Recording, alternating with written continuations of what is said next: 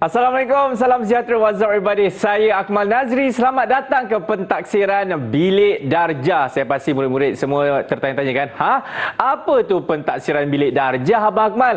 Sabar kerana kita akan bersama dengan seorang pegawai katanya. Pegawaikah? Nak tahu siapa? Jom kita tengok profilnya. Mari kita.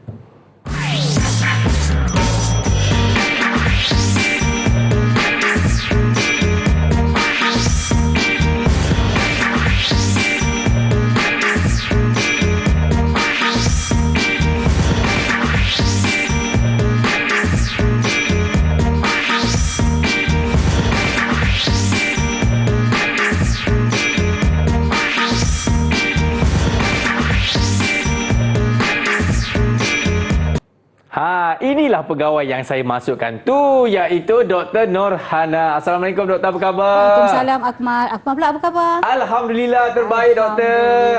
Sebelum kita nak tahu lebih lanjut lagi apa itu instrumen PBD ataupun pentaksiran Bilik Darjah, saya juga ingin memperkenalkan juru bahasa isyarat kita kali ini. Ini dia Cikgu Azliana. Apa khabar Cikgu Azliana? Sihat? Terbaik Cikgu Azliana. Okey, Doktor, saya pasti murid-murid tertanya-tanyakan, PBD iaitu pentaksiran Bilik Darjah. Tapi apa sebenarnya instrumen PBD ini, Doktor? Silakan. Okey Akmal. Baiklah murid-murid, sebelum kita dengar apakah itu instrumen pentaksiran Bilik Darjah, kita ingat dahulu. Okey. Pernah tak dengar perkataan pentaksiran Bilik Darjah? Okey, saya sebut dulu. Pentaksiran Bilik Darjah atau juga dikenali sebagai PBD merupakan satu bentuk pentaksiran yang dilaksanakan dalam proses PDP, iaitu pada proses pengajaran dan pembelajaran yang dilaksanakan oleh murid di Bilik Darjah. Jadi dalam keadaan itu, murid akan dinilai secara berterusan sepanjang proses PDP itu berlangsung. Jadi apabila pentaksiran Bilik Darjah dilangsungkan, berlaku di Bilik Darjah, murid berpeluang untuk dinilai secara menyeluruh dalam Bilik Darjah, bukan hanya pada aspek kognitif. Itu yang dimaksudkan dengan pentaksiran Bilik Darjah. Jadi selepas ini kita akan lihat pula. Kita jawab soalan Akmal. Apakah instrumen bagi pentaksiran Bilik Darjah? Baik. Okey, mari kita mulakan. Inilah dia. Ketika kita melihat pentaksiran Bilik Darjah, saya mulakan dengan paparan ini, iaitu panduan pelaksanaan Bilik Darjah yang dikeluarkan oleh Kementerian Pendidikan Malaysia. Baik. Okey, berdasarkan panduan ini, kita mulakan dengan pengenalan. Pentaksiran Bilik Darjah merupakan proses berterusan. Tadi saya dah jelaskan pada Akmal. Betul. Dalam sesi pengajaran dan pembelajaran bagi mendapatkan maklumat tentang perkembangan, kemajuan dan kebolehan penguasaan murid terhadap matlamat kurikulum yang dihasratkan. Jadi sebelum bicara lagi tentang instrumen, kita sebut lagi perkara yang kedua yang penting berkaitan dengan pentaksiran Bilik Darjah.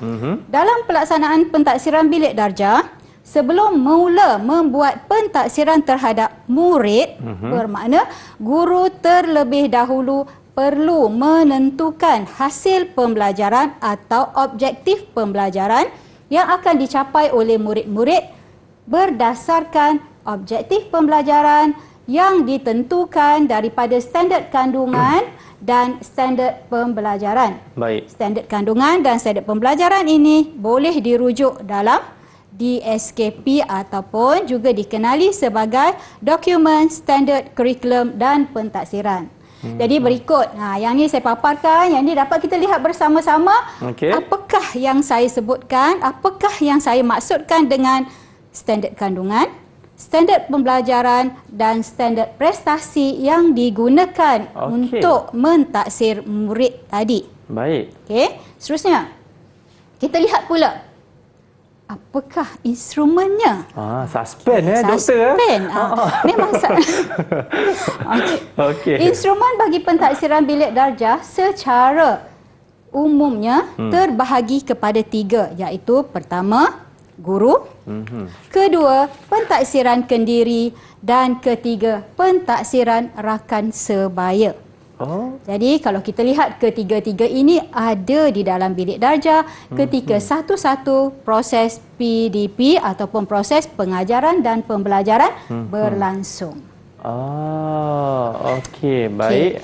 Jadi daripada tiga instrumen pentaksiran tadi, kita akan lihat satu demi satu bagaimanakah kaedah untuk kita melaksanakan pentaksiran ini. Yap. Jadi kita lihat kaedah yang pertama untuk mentaksir PBD. Okey. Iaitu pertama, PBD boleh ditaksir berdasarkan pemerhatian. PBD juga boleh ditaksir berdasarkan lisan. Okey. Dan selain itu, PBD juga boleh ditaksir berdasarkan penulisan. Okey, itu dia. Ya, Akmal. Itu dia apa saya perkenalkan apakah pentaksiran bilik darjah atau PBD dan saya jawab soalan Akmal, apakah instrumen bagi pentaksiran bilik darjah. Okey, itulah dia instrumen yang ada di dalam pentaksiran yang bilik darjah kan doktor, yang baru saja disampaikan oleh doktor tadi. Saya pasti murid nak tahu lebih mendalam lagi kan mengenai PBD ni, tapi kita nak rehat dulu.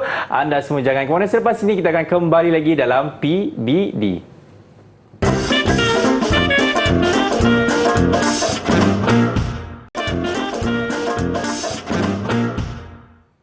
Baiklah murid-murid, kita masih lagi menyaksikan pentaksiran bilik darjah ataupun PBD bersama dengan saya Akmal Nazri dan juga Dr. Norhana kita. Doktor okey doktor? Okey. Ramai murid-murid sebenarnya nak tahu. Saya okey doktor. Ni ramai murid ni sebenarnya nak tahu lagi apa yang ada dalam kaedah PBD ni doktor. Jadi jom kita sambung lagi kita punya perbincangan ini. Silakan doktor. Kita sambung lagi perbincangan kita atau perkongsian kita berkaitan dengan instrumen pentaksiran bilik darjah. Baik. Okey, tadi saya dah sebutkan pentaksiran bilik darjah terbahagi kepada ada tiga, iaitu pemerhatian, lisan dan penulisan. Okey, berikutnya. Okey. Kita lihat apa yang ada dalam pemerhatian, apa yang ada dalam lisan dan apa yang ada dalam penulisan. Bagaimana pentaksiran melalui pemerhatian dilaksanakan? Okey, pentaksiran melalui pemerhatian dilaksanakan menggunakan tiga alat. Okey. Tapi walau bagaimanapun, apa yang saya bicarakan ini merupakan cadangan. Di peringkat bilik darjah masing-masing, guru sebenarnya mempunyai flexibility ataupun kebebasan untuk menggunakan instrumen-instrumen lain yang difikirkan bersesuaian untuk tujuan mentaksir murid-murid semasa proses PDP berlangsung. Okey, kita lihat dulu pada kaedah yang pertama yang saya sebutkan tadi, iaitu kaedah pemerhatian. Baik. Cadangan ya untuk kaedah pemerhatian untuk mentaksir PBD, pertama menggunakan senarai semak, kedua menggunakan anekdot, ketiga menggunakan rekod berterusan, dan pada masa itu ya di samping itu guru juga boleh menggunakan gambar aktiviti. Kemudian bagi pentaksiran yang dilaksanakan menggunakan kaedah lisan, guru boleh melihat interaksi respon guru dalam bentuk soalan lisan antara murid dengan guru, boleh juga dalam bentuk soalan lisan murid dengan murid, atau melalui aktiviti yang dilaksanakan oleh murid seperti mendeklamasi saja. Seterusnya, satu lagi Ahmad, iaitu pentaksiran yang menggunakan instrumen penulisan. Untuk penulisan pula, guru-guru boleh menggunakan lembaran kerja yang mungkin dalam bentuk soalan latihan dan juga boleh menggunakan lembaran kerja dalam bentuk jadual. Setiap satu ini, saya akan perincikan lagi pada perbincangan seterusnya. Okey, baik. Ini dia. Jadi, kita lihat satu persatu apa yang saya perkatakan tadi, iaitu pentaksiran yang dilaksanakan secara pemerhatian. Yang ini saya senaraikan tadi. Yang pertama, senarai semak, dah sebut tadi. Kedua, anekdot dan rekod berterusan juga saya sebutkan tadi. Kita lihat contoh-contohnya. Baik. Okey, ini ialah contoh cadangan ya bagi penggunaan senarai semak sekiranya di dalam bilik darjah guru-guru menggunakan senarai semak untuk mentaksir tahap penguasaan murid. Kalau kita lihat di sini, bila saya menyebut tentang mentaksir tahap penguasaan murid, guru perlu kembali merujuk kepada rubrik yang ada dalam DSKP. Okey, ini ialah contoh senarai semak. Bagaimana senarai semak ni nak digunakan? Contohnya sekarang yang saya paparkan ialah senarai semak untuk mata pelajaran reka bentuk dan teknologi yang ada pada atau yang dipelajari oleh murid tingkatan 1. Okey, dalam senarai semak tersebut, di ruang pertama kita ada bilangan, ruang kedua kita ada nama murid dan seterusnya kemahiran-kemahiran yang perlu dikuasai oleh murid. Guru boleh menandakan pada senarai semak tersebut apakah kemahiran-kemahiran yang telah dikuasai oleh murid, dan pada masa yang sama sekiranya memerlukan catatan tambahan, guru boleh lengkapkan di ruang catatan. Inilah satu contoh, satu cadangan bagaimana pentaksiran secara pemerhatian boleh dilaksanakan menggunakan senarai semak. Baik.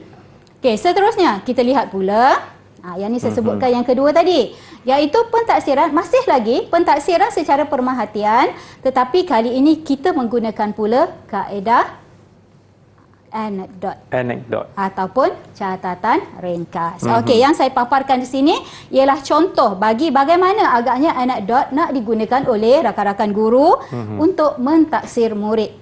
Sebagaimana yang saya sebut tadi, anekdot ialah catatan ringkas. Jadi dalam keadaan tersebut, guru yang memang mengenali murid yang ada di hadapannya di dalam bilik darjah mencatatkan. Catatan ini agaknya untuk siapa? Contoh yang saya letak di sini, pada 13 hari bulan 10 2016, hari Khamis. Murid telah membersihkan kelasnya tanpa disuruh atau dikawal selia oleh guru. Dia terus bertugas membersihkan kelas dengan menyapu, menyusun meja dan seterusnya lah. Jadi dalam keadaan itu, guru membuat catatan. Kerana tadi saya katakan, pentaksiran bilik darjah merupakan pentaksiran yang berterusan dan pentaksiran yang menyeluruh. Jadi dalam aspek ini, kenapa catatan ini atau anekdot ini kita terima juga sebagai satu daripada instrumen dalam pentaksiran PBD. Kerana daripada catatan ini, guru dapat mengenali muridnya, bagaimana sikap muridnya. Kerana tadi saya katakan pentaksiran ini merupakan pentaksiran yang menyeluruh. Okey, seterusnya Akmal. Kita lihat pula seterusnya ya. Silakan. Okey. Pentaksiran secara pemerhatian. Masih lagi kaedah yang pertama, iaitu pentaksiran secara pemerhatian. Kali ini kita gunakan pula catatan rekod berterusan. Bila saya katakan catatan rekod berterusan ini dah tentulah memerlukan catatan peringkat demi peringkat ataupun beberapa pengkisahan. Pengkisahan di situ maksudnya bukanlah kita nak buat cerita penglipu lara, tetapi apa yang berlaku. Jadi kita lihat contoh. Contoh katalah berdasarkan pemerhatian guru, sebab tadi kita guna kaedah pemerhatian lagi, kita masih berada di kaedah pemerhatian. Berdasarkan pemerhatian guru, Amirah dilantik sebagai ketua kumpulan untuk melaksanakan aktiviti pembelajaran. Jadi selaku ketua, Amirah membahagikan tugas kepada ahli kumpulannya. Agaknya Amirah buat sesuatu tak dalam keadaan tu? Mesti dia buat, cikgu. Ya, jadi dalam keadaan itu Amirah mampu menunjukkan keterampilannya sebagai pemimpin dalam kumpulannya. Jadi ini juga boleh dianggap sebagai satu bentuk pentaksiran kepada murid. Sebab apa boleh ditaksir? Kerana tadi saya sebutkan pentaksiran bilik darjah merupakan pentaksiran yang menyeluruh, tidak terhad kepada aras kognitif semata-mata. Jadi Akmal, kita dah selesaikan tiga instrumen, kaedah. Yang pertama tadi apa dia buat murid? Betul. Yang kedua apa? Dan yang ketiga? Betul. Doktor, diorang jawab semua betul lah doktor. Maknanya dia faham. saya Tahniah, tak Akmal faham. pandai kena. Saya je tak faham ni. Kenapa ni? Okey, sambung. Okey, seterusnya kalau kita Selingan lihat. sikit-sikit. Apa yang doktor nak kongsikan adalah. Okey, seterusnya tadi saya sebutkan dalam pemerhatian juga, guru dicadangkan supaya masukkan, ambil gambar ketika murid-murid laksanakan aktiviti. Kenapa agaknya? Supaya saya rasa orang yang melihat laporan tersebut pun dia akan lagi percaya kot. Dia akan lagi dapat menarik sebenarnya. Akmal pernah tak mendengar biar gambar berbicara? Sering kali saya mendengar ni. Jadi dalam keadaan ini, gambar juga merupakan satu perekodan yang boleh menjelaskan tentang pelibatan murid. Okey. Dan itulah yang juga boleh dilihat oleh guru, boleh digunakan oleh guru sebagai bukti kepada pentaksiran yang telah dilaksanakan. Dan dalam konteks ini, pentaksiran yang guru laksanakan ialah pentaksiran dalam bentuk pemerhatian. Itulah dia pentaksiran secara pemerhatiannya doktor. Dan katanya doktor juga nak terangkan mengenai pentaksiran orang kata apa, secara lisan. Macam mana pula tu doktor? Okey, jom kita lihat. Pentaksiran secara lisan. Bagaimana PBD ditaksir melalui pemerhatian lisan? Pertama, guru akan melihat bagaimana interaksi antara murid dengan guru. Bermakna ketika itu guru boleh mentaksir murid ketika guru bersoal jawab dengan murid. Kedua, interaksi antara murid dengan murid. Guru memerhatikan bagaimana murid berinteraksi dengan murid dan dari situ PBD boleh ditaksir. Seterusnya pula interaksi murid dengan pembelajaran. Jadi kita lihat contohnya di sini. Ini ialah contoh bagaimana guru boleh mentaksir PBD secara lisan dengan melihat interaksi murid dengan guru. Guru boleh bertanya soalan, tapi dalam keadaan ini adalah contoh. Guru tidak perlu menyediakan catatan sebegini bagi menyatakan tentang pentaksiran lisan. Seterusnya, ini pula merupakan pentaksiran yang boleh dilaksanakan atau contoh pentaksiran yang boleh dilaksanakan oleh guru untuk menilai pentaksiran murid dengan murid atau rakan sebaya, iaitu ketika murid berinteraksi dengan rakan sebayanya. Okey, seterusnya lagi kita lihat pentaksiran secara lisan juga boleh ditaksir ketika murid berinteraksi dengan bahan, iaitu ketika murid menyampaikan, mengambil bahagian dalam aktiviti pembelajaran, contoh bersyair dan sebagainya. Okey, seterusnya.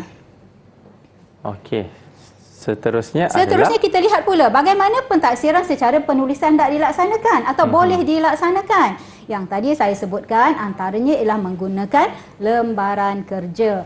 Lembaran kerja boleh dalam dua bentuk. Mungkin dalam bentuk soalan latihan atau dalam bentuk jadual. Jadi berikut merupakan paparan contoh bagaimana pentaksiran PBD dilaksanakan secara penulisan dengan menggunakan lembaran kerja. Manakala yang berikut pula merupakan contoh penggunaan lembaran kerja dalam bentuk jadual. Seterusnya doktor, nampaknya kita kena berhenti dekat dulu doktor. Sebab tadi pun kita dah tengok dah kan, secara lisan, secara gambar kan doktor tadi kan. Betul ke gambar doktor? Kenapa doktor terus saya macam tu doktor? Takut kita ada saya. Lisan, kita ada pemerhatian dan kita ada penulisan. Itu yang saya nak masukkan tadi. Okey, jadi jangan berpening kembali, kita nak berhenti rehat dulu. Murid semua jangan ke mana-mana. Selepas ini kita akan kembali lagi dalam pentaksiran Bilik Darjah.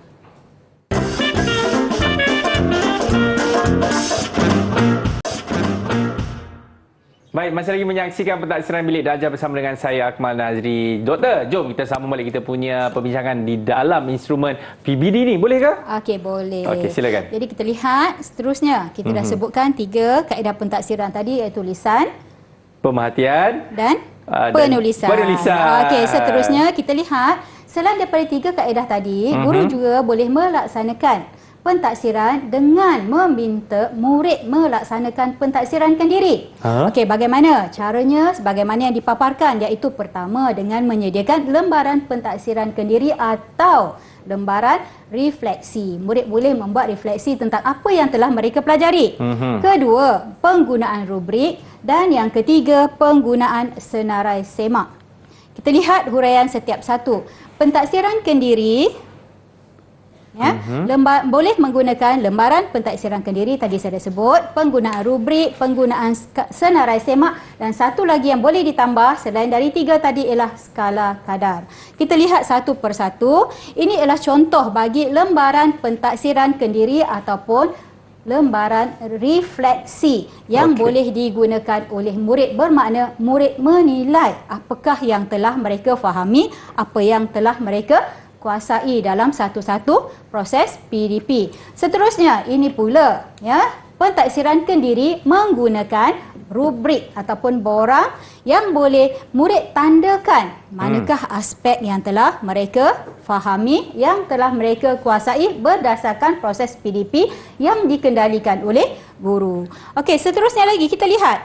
Ini ialah contoh penggunaan senarai semak sekiranya guru mahu murid menilai membuat pentaksiran kendiri. Ya, jadi murid boleh mengatakan ya ataupun tidak pada aspek kemahiran yang telah dikuasai oleh murid atau yang telah diajarkan kepada murid. Okey, seterusnya satu lagi bentuk pentaksiran PBD yang boleh digunakan ialah pentaksiran rakan sebaya. Tadi kita lihat bagaimana murid membuat refleksi terhadap apa yang telah dipelajari. Tapi kali ini kita memberi ruang kepada rakannya pula menilai rakan sebaya atau rakan sekelasnya. Contoh aktiviti pentaksiran rakan sebaya. Pertama, dengan cara memberi ruang kepada murid untuk menyemak hasil kerja rakan berdasarkan objektif pembelajaran yang ditetapkan oleh guru.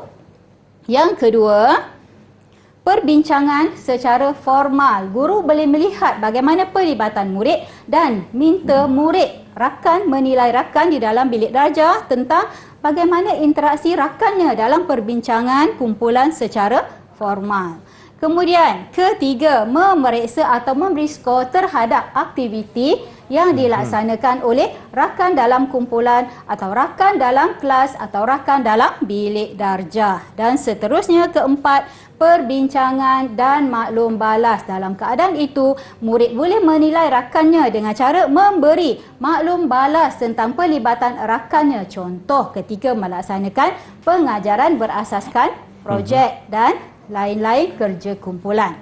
Dan yang kelima ialah bila tadi saya sebut kerja berkumpulan, satu lagi ruang yang boleh digunakan oleh guru untuk mentaksir PBD menggunakan kaedah pentaksiran rakan sebaya ialah rakan atau murid menilai rakannya ketika mereka sama-sama melaksanakan satu-satu kerja kumpulan. Kerana dalam keadaan ini murid yang terlibat sama secara langsung dan mereka tahu bagaimana pelibatan rakan mereka yang mungkin ada kalanya tidak diperhatikan atau terlepas pandang oleh guru. Jadi dalam keadaan itu kita berlaku adil, guru ada ruang untuk menilai, murid juga ada ruang untuk menilai. Jadi untuk tujuan pentaksiran rakan sebaya supaya nampak lebih telus, dicadangkan supaya guru menyediakan borang maklum balas. Ini ialah contoh bagaimana borang maklum balas untuk pentaksiran rakan sebaya ya boleh digunakan oleh guru dan digunakan oleh murid untuk menilai rakan dalam kelas, dalam kumpulan atau dalam bilik darjahnya. Cik Akmal. Itulah dia doktor mengenai pentaksiran bilik darjah. Saya pasti ini bukan saja memberikan kebaikan kepada murid, malah juga memberikan kebaikan kepada guru-guru juga kan, supaya guru-guru ini sentiasa memberikan satu idea yang orang kata kreatif kan kepada murid-murid. Okey, rumusannya doktor. Okey, jadi sekarang kita dah bicarakan tentang instrumen yang boleh digunakan untuk pentaksiran bilik darjah. Jadi kita sampai ke bahagian rumusan. Apapun keadaannya ketika melaksanakan PBD atau pentaksiran bilik darjah, kita harus faham bahawa pentaksiran bilik darjah merupakan sebahagian daripada PDP yang melibatkan proses mengumpul, menganalisis maklumat serta membuat refleksi terhadap PDP yang dilaksanakan secara berterusan. Dan dalam keadaan ini kita harus ingat bahawa pelaksanaan PBD yang betul akan memberi gambaran yang jelas tentang penguasaan murid terhadap standard pembelajaran yang diharapkan dalam kurikulum. Itu sebab tadi saya kata PBD menilai secara keseluruhan bukan hanya aspek kognitif. Dan yang lebih penting, yang perlu kita ingat bahawa segala maklumat yang diperoleh dalam pentaksiran bilik darjah tadi bukan bertujuan untuk membuat perbandingan antara murid. Jadi, sebaliknya maklumat tersebut hendaklah digunakan oleh pihak sekolah, oleh pihak ibu bapa, oleh guru dan pihak-pihak yang terlibat untuk merancang apakah agaknya tindakan susulan yang boleh dilaksanakan bagi menambah baik penguasaan dan pencapaian murid dalam pembelajaran. Itu sebabnya tadi kita sebutkan bahawa dalam pentaksiran bilik darjah, tahap penguasaan murid itu yang penting dan tahap penguasaan ini boleh dinilai secara berterusan dan ditambah baik berdasarkan satu-satu pentaksiran. Itulah dia Akmal.